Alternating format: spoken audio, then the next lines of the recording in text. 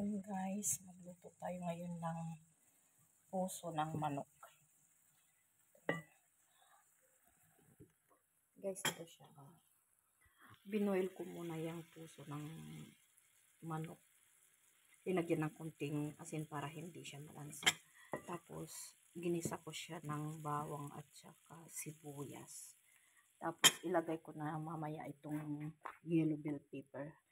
Tsaka red. Tsaka spring onion. Yan lang guys. Hintayin natin hanggang sa malambot yung niluluto natin.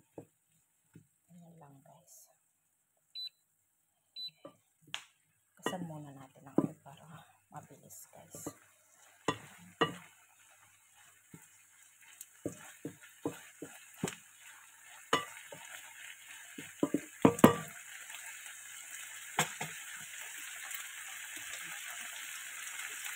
Lagyan ng konting tubig guys para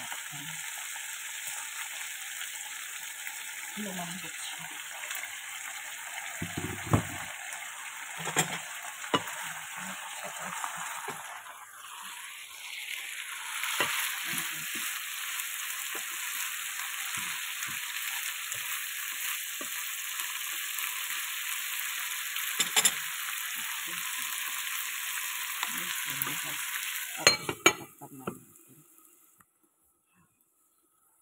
Ayan guys. Slice na natin yung ano guys. Slice ko na itong bell pepper.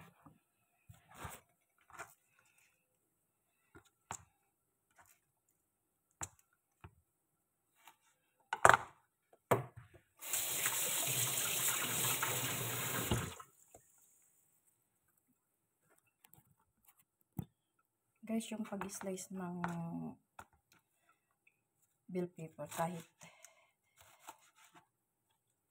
ano lang, bahala na kayong mag-ano ng style nyo. Pero ako guys, ganito lang yung pag-slice ko ng bell pepper ko.